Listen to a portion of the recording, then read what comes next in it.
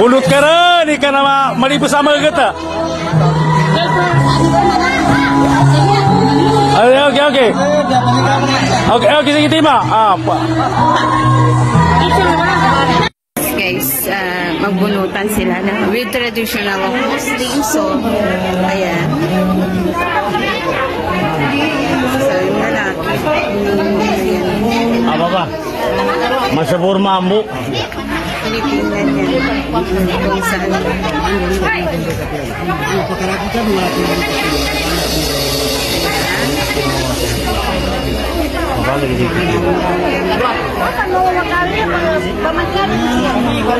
Hindi, tama na ganyan.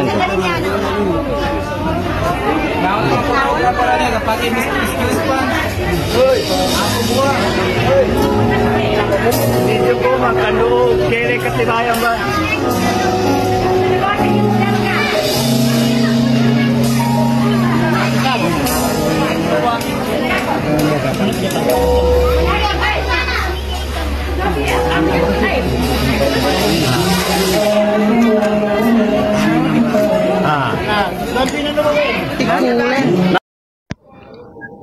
Bismillahirrahmanirrahim. Alhamdulillahi rabbil alamin.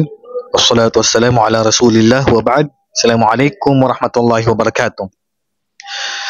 Napanood natin yung video tungkol sa tinatawag sa amin sa tribong Maguindanaon ang pundutan.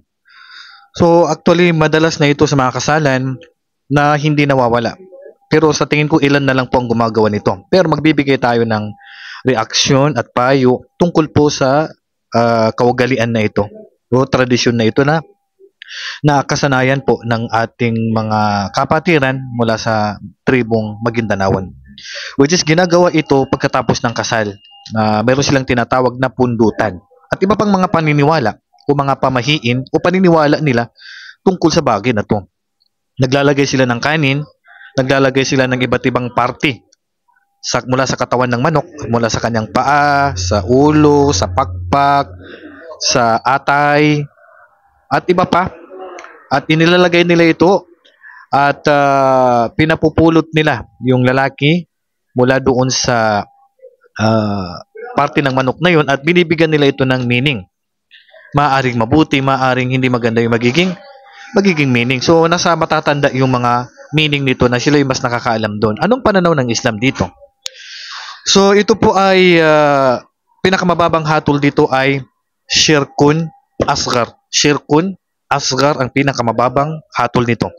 Kumbaga, kung ano yung mapulot niya doon, ay ang resulta pa rin niya ay galing pa rin sa Allah, pero ginagawa nilang dahilan yung napulot nila. Halimbawa, kaysa nakapulot ng pa, ito yung meaning, nakapulot ng pakpak, ito yung meaning, na naniniwala pa rin sila na ang Allah pa rin ang magbibigay ng resulta sa napulot niya na yun, pero sasabihin nila itong meaning. So, Shirkun Asgar yun. Isang uri ng pagtatambal yun. Pero, kung may paniniwala sila na yung mismo yung paa na yun na napulot niya, o yung pakpak na yun na napulot niya is yun talaga yung magbibigay ng kahulugan sa napulot niya at hindi ang Allah, ay mapapalabas ka sa Islam. Kaya mag-ingat po tayo mga kapatid sa gawain to. Kaya dapat maiwasan na po yung kaugalian na ito sa after ng kasal. Kasi hindi naman po ito kasama sa kasal at shirk to. At maaari kang mapalabas sa Islam dahil lang sa kaugalian na to. Ang propeta sallallahu alaihi wasallam sabi niya, la adwa, wala tiyarata, wala hamata, wala safar. Sabi ng propeta sallallahu alaihi wasallam, ang sakit hindi yan nakakahawa maliban sa pahintulot ng Allah. At ganoon din po yung ibon, wala pong ibig sabihin ng ibon ay tumunog katulad ng uwak na may meaning, may mamamatay. O kaya yung owl, sa Maguindanao bangit, na kaysog pag tumunog yan ng malakas, may masasamang mangyari. Wala safar, kung sa buwan na ito ay may mga hindi magagandang mga mangyayari.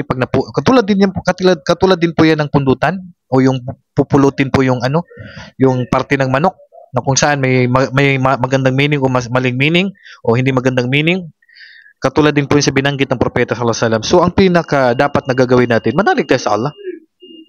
Maging positibo po tayo sa buhay natin. Sabi nga ng Allah subhanahu wa ta'ala, wa 'alallahi fatawakkalu in kuntum mu'minin. At sa Allah kayo ay manalig kung kayo ay mananampalataya. Kung mananampalataya ka, manalig ka sa Allah. Sa mangyayari sa future, hindi nakadepende ka niya sa pupulutin mo. Kaya sabi pa ng Allah sa ibang aya, wa may yatawakkal 'ala Allah fa huwa hasbuh. Dapat sino mang manalig sa Allah, isapat ng Allah sa kanya. Manalig ka lang sa kanya. Huwag kang dumipindi sa mga pinupulot mo kasi shirk yan. Kaya nagbibigay tayo ng payo sa mga kapatiran natin na Magindanaon na o sa iba pa na gumagawa nito na way itigil yun na po ito. Kasi pinakamababang hatol nito ay shirk, pagtatambal sa Allah at maaring mapalabas ka sa Islam. Depende po sa paniniwala mo sa gawain na to. So naway mawala na to, pamahiin na ito na labag po sa batas ng Islam. So yan lang po, payo lang po mga kapatid. Gawin natin na ang pagsamba natin ay malayo po tayo sa mga gawain na hindi po kalais-nais at hindi po nagugustuhan ng Allah. Dahil nakakatakot na baka mapalabas tayo sa Islam dahil lang sa mga kaugalian na akala natin na pwede na yun pala ang magpapalabas sa atin sa Islam. So yan lang po, Allahu a'lam wa sallallahu ala nabiyina Muhammad wa ala alihi wa sahbihi ajma'in. Assalamu alaikum wa rahmatullahi wa barakatuh.